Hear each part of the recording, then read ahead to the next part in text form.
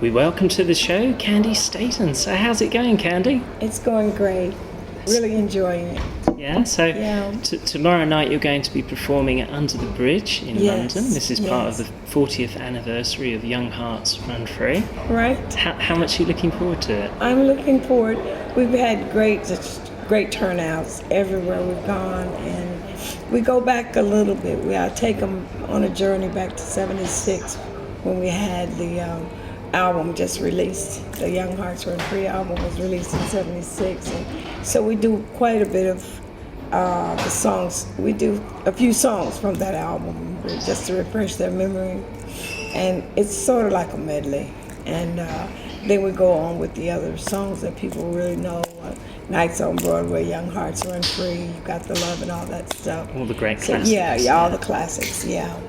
So you was mentioning you've been on this tour. Where else have you been? We started out in Amsterdam. Then we went to Dublin. We were there 2 nights. How was that there? I bet We the Irish loved it. sold out both nights in Dublin. And then we went from there to Brighton. And then Cardiff. And now you're back here in And London. then we're back here now in London. And we're going to do Under the Bridge. And we pray that we have the same kind of turnout that we've had everywhere else. Looking forward I'm to sure it. you will. It's a very nice venue. I went there about 2 months ago, actually. It's a really nice, intimate venue. Mm-hmm. Yeah. So with your song, I've got to ask you, Young Hearts Run Free, how did it first come about? And also, at the time, was you thinking, this is going to be a hit song, or didn't you know? Not really. No. We were just doing, at that time, disco, when I was at Warner Brothers at the time, and the time that I was just changing producers. Rick Hall and I had been together for about 10 years. I was doing all the Muscle Shoals stuff, the rhythm and blues and all of the great songs. And it was phasing out, that type of music was kind of phasing out, wasn't selling quite as well. So they decided that they wanted to start a disco division in Warner Brothers. And David Crawford and I had known each other for years, and he'd always wanted to get me in the studio. He said, I'm going to get you behind a microphone one day. We're gonna do something together. And I said, David, that would be great, because I love the way he played. He was a gospel keyboardist for many of the gospel groups, James Cleveland, the Caravans, and all those people. He played for those people, all of those great singers. And then he started to doing his own thing. And so he was in LA, and Rick and I did our last record, our last album together. And he made a pact with Warner Brothers, if this album didn't sell, that they would sign me directly. I would be released from Fang Records to Warner Brothers Records. And Warner Brothers Records were distributing for Fang at the time. So they said, completely off of Fang, we will have her as our artist. And I don't really think they promoted it much. They didn't promote. No, not at all? They didn't promote. Warner Brothers really didn't promote that album. Oh. And I might have sold 30,000, but that was no records for Warner Brothers. And then David had been he was frequently going to Warner Brothers every day trying to find an artist to produce. And so they mentioned me to him. He said, I would just love to do it. And so they said, well, why don't we try something with you? And that's, he started working on songs for the album. So they hired him to produce the next album on me. Disco had just started. It was just beginning. And they had just opened the division. And I think my record was the first record to come out on it. We didn't do it for a disco record. We did it, we used to call it up-tempo music. Yeah. Just fast dance music. And How does it feel to have done that song that is just so timeless, and now you hear it on the radio, people still love it, and I'm sure at your shows people go wild for it, don't they? Right. Oh, they do. They love it. They know every lyric, every word in the song, as well as You Got the Love. This is the 30th anniversary to You Got the Love. Well, that's a great tune as well. That was, of course, from the 90s with The Source. Can you tell us about that song? That song was done in Chicago in 1986 for a diet commercial. And they asked me to come in and do the song. And they said, would you do this song for Bahamian Diet, I think it was, Dick Gregory's product. Okay. And I did. I went in and did the song for them. And they couldn't give me the money I wanted, I needed. I said, I'll just sing it and just pay me X amount of dollars. And they said, we don't have it. So we negotiated it. We said, well, I tell you what, since you don't have the money, give us half publishing. And they said, oh yeah, sure. So we signed the contract for half publishing on that song. And never thought it would ever come to anything. And it did. Yeah. And it blew up. Yeah. After 10 years of laying dormant,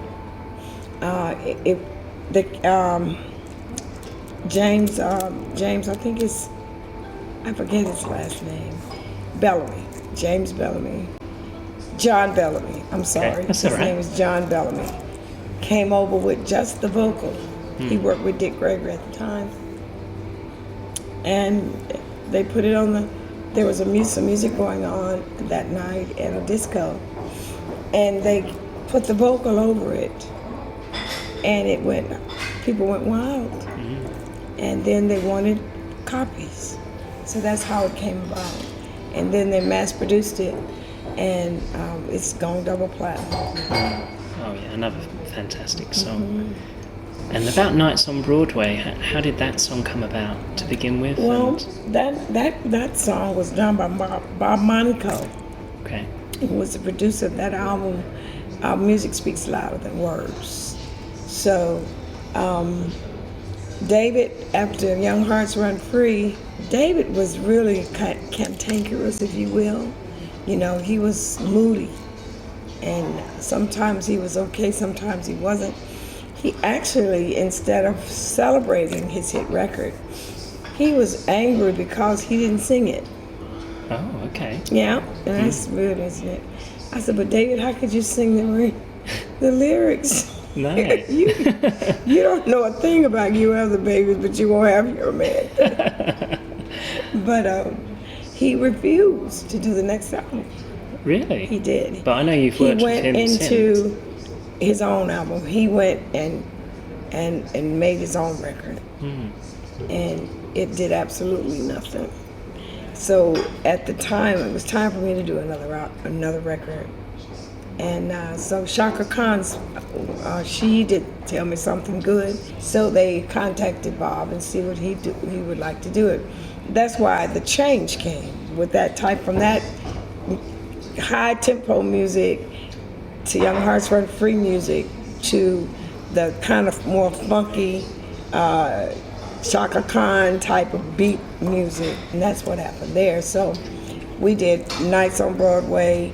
We did Music Speaks Louder Than Words. We did Listen to the Music. Can't you feel it moving day by day? We had all those old songs and stuff. We did a lot of beautiful stuff on that album. But it really didn't hit because people were expecting the same kind of music that went so big, which was Young Hearts Run Free. And it was so different. But you wanted to move with the times, did you? Well, not really. I wanted to move with what we were already going uphill. If he had come out right behind Young Hearts Run Free with Victim, the song Victim, that next album we did together, it would have probably went, I don't know how big it would have gone. That's the thing, though, you never know, do you? You don't know, you never know. No. So, that's how that happened. And so I was so angry at David. I'm like, you know what? I wouldn't work with you. You couldn't. I said, I don't know what you would do. I said, you might get halfway through the record and decided you want to go to California again, and go back to Atlanta, go back to Detroit. I said, I don't know what you may want to do. So I picked at him a little bit, and I said, I'm not interested, and I hung up on him. And Warner Brothers called me next, Mo Austin, president of Warner Brothers at the time. He said, Candi, this is Mo, and I'd like for you to think about it. Think about letting David do the next album. We had such success with Young Hearts Run Free. Would you just think about it? I said, Mo, I said, he is so, I said, I don't understand him. I said, I don't know. He said, well, just give a few days. Give me a call. Give me a call back. So I got to thinking about it. I said, well, why not? We just might end up with another Young Hearts Run Free. But it went big. I mean, Victim went really big, especially in the clubs. It was really a big record, you know. Disco clubs, all the gay clubs. Everybody loved that song. The gay people, the gay clubs were really into it because they at that time they felt victimized, you know. They had broken through and nobody really accepted them, so they were victimized, and that song was like a freedom song to them. So it went pretty big, but it didn't go as big as Young Hearts Run Free. Well, they can't all, can they? I mean, but no, that song though, as I said, it's always going to get played, isn't it? I think when we're dead and gone, really. I mean, forever. Yeah. So that must fill you with a lot of pride, I guess. Oh, it does. I love singing it because it was basically based on my lifestyle, my life at the time. It was written because I was going through a very difficult period in my life at that time. I had hooked up with someone that I should have never looked at twice. But as so many people have told me, that was a circle I ran in. You run in that circle. And so he was a promoter. Did a promoted a tour for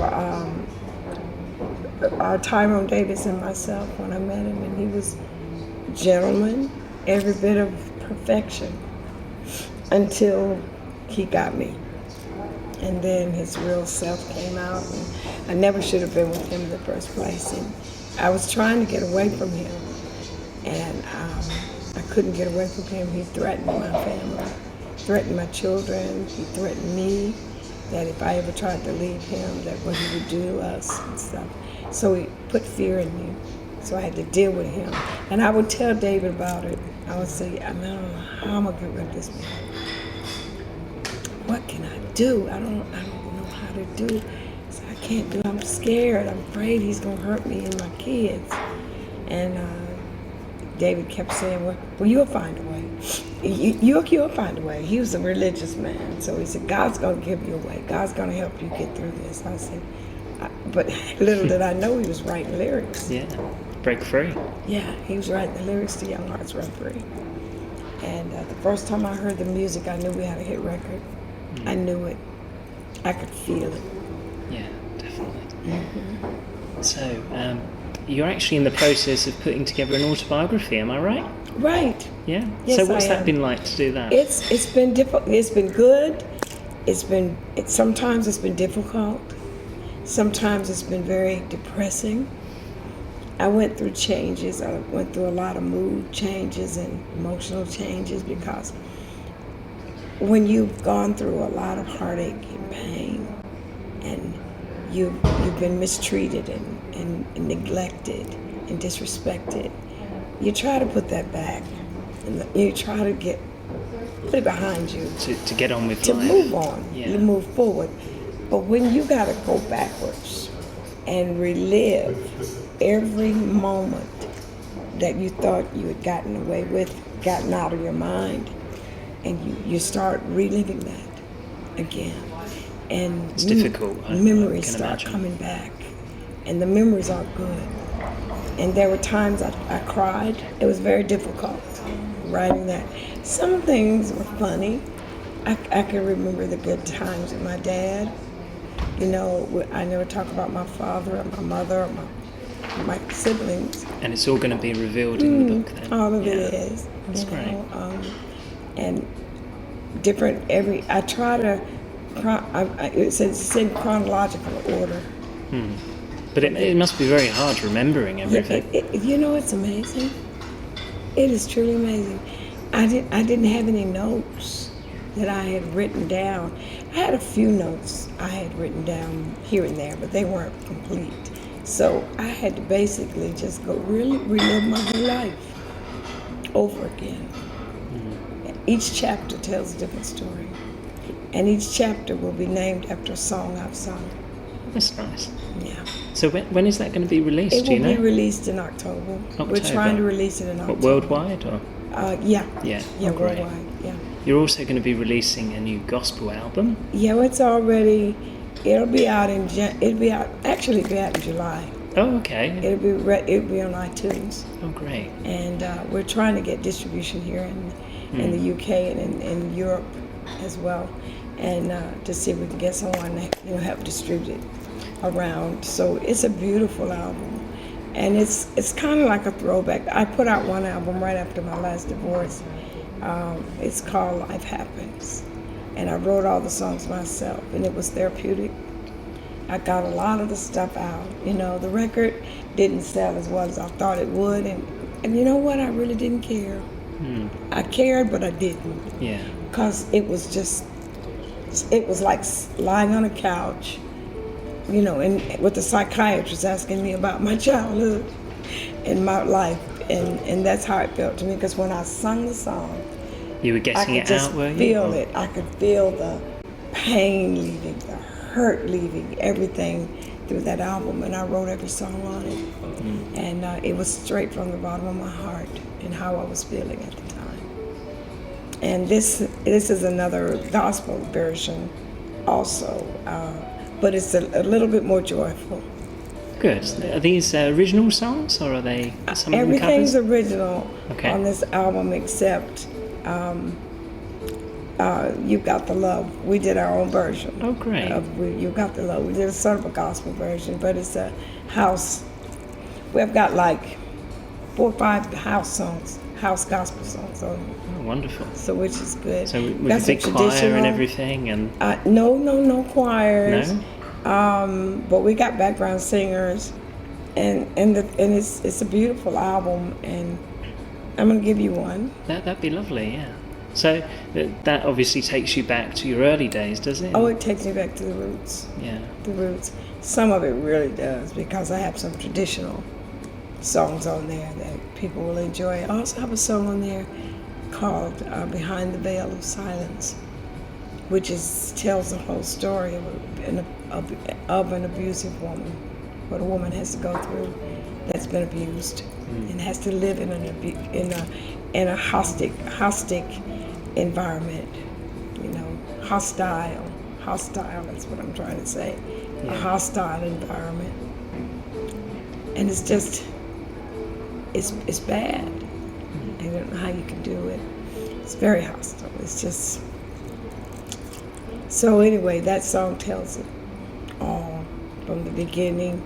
Obviously, you've had many ups and downs in your career. Of course. Do you think, though, without the downs and the low points, you would have made it as a singer? Do you think you would have? Would you have had that drive, that inspiration to? You know what? I'm not sure. I just don't know, because I know going through things brought out the soul in me. The mind, the will, the emotions are the soulish part of a man. And I don't know if I could have sung the songs. I probably could have sung the songs, maybe with not as much feeling that I had, because you have to relive. Soul music is something that you feel. So if you don't feel it, nobody else is going to feel it. So you've obviously had a lot of ups and downs in your career. Mm-hmm. Do you think you would have been the singer that you turned out to be if you didn't have your low points? Probably not. If you listen to other soul singers and you listen to their stories, you will hear the pain, all the things that they've gone through. Aretha Franklin went through a lot. I know her story. Gladys Knight went through so much. All of these soul singers have lived it. Even like Tina Turner as Yeah, well. they've lived every lyric that they're singing about. And that's why people felt it. That's why people were drawn to it, because when you sing those songs, you're talking for them. You're singing for them, because they're going through it too. And they can relate to it. So that's what makes it so special. And soul music is all about feeling, as you was It's mentioning. all about emotions and feelings. You'll cry, you'll laugh, whatever you're going through it. And so soul music is that type of music that just brings memories back. Who are some of your favorite soul singers? Oh, my girlfriend Aretha is beautiful. I've been knowing her since I was 15. Gladys Knight, Dennis Williams, and Frida Payne, I think I'm the closest to at this point. Shaka Khan, I love her music, and she's a friend as well. I've made friends with so many people, in the music industry. And the one thing, the late, great David Guest, the one thing I like about him, he was the reason for a lot of us. I appreciate that he brought us all together before he passed away. The singers I hadn't seen, the Temptations, the Stylistics, Billy Paul, Percy Sledge, all of these great singers were on the same shows together. We would all ride in the buses together. We would talk, we would laugh, we would talk about old times and the Chitlin Circuit and some of the good times, the bad times, and sometimes we would be on the floor. We would be so funny things that they would say. They were such comedians. And we would all talk about our past and how we used to do things. But he was the reason for that to happen, because there are not a lot of people right now that are doing this, bringing the older people together again, the singers, the real, let me say that and put emphasis on it, the real soul singers. Yeah. You got all these new, and I'm not, I think it's wonderful, but you got all these new artists coming on, and they think they're singing soul, but not necessarily. But they've not been through nothing. They've not been through anything yet. A lot of them are having personal problems, and I could call names, but they've not been to the Chitlin Circuit. They've not been through the Chitlin Circuit. And if you look up the Chitlin Circuit, it's like the backwood clubs that we used to have to go to, and very different now. Right, and the dressing rooms that we had to go. We had to go through 300 miles in a car to get to the next show. When you got there, you had to sing 2 hours, do 2 shows a night. You had to do one at 10, then you had to do another one around 12, and then you didn't have any time to rest. And then you'd go and you'd find some old crazy hotel that didn't want you to, this is doing segregation and all that stuff. A lot of that was going on. You couldn't find the best hotels so it was amazing. It really was how we survived. And that's why when we got to where we were going, when we got up there and sung I'm Just a Prisoner or Sweet Feeling or Stand By Your Man, we were already angry and frustrated and tired and hungry sometimes, couldn't find food. You'd hear that in our music. And so, what do you think it is about the UK and the affinity to soul music and Motown? Because we've always loved it since the 60s, and we still do. Yeah. Well, the UK has never given up on us. They still love the real soul music. I remember the first time I came over, after the compilation album came out, it sold about 150,000 records, and one of the young promoters had me in, we were in, at the time, I think we were in, I believe it was Scotland or Ireland. It was in Dublin. I know where it was in Dublin. And it was my first show. I was doing in the UK, the entire show, like an hour and a half. And then he was in the dressing room with me, and I asked him, I said, why would you want to bring me over here? I said, you got all these young people that's got all these beautiful records and stuff. I said, why me? He looked me square in the eyes and he said, I want the real thing. That's what I was looking for, the real soul singers. I said, okay, I got it. And so I've been coming ever since. Yeah, done. So how many times do you think you've sung Young Hearts Run Free? Oh Lord, if I had $1,000 for every time I sung Young Hearts Run Free, I would need to come back to Europe or nowhere else.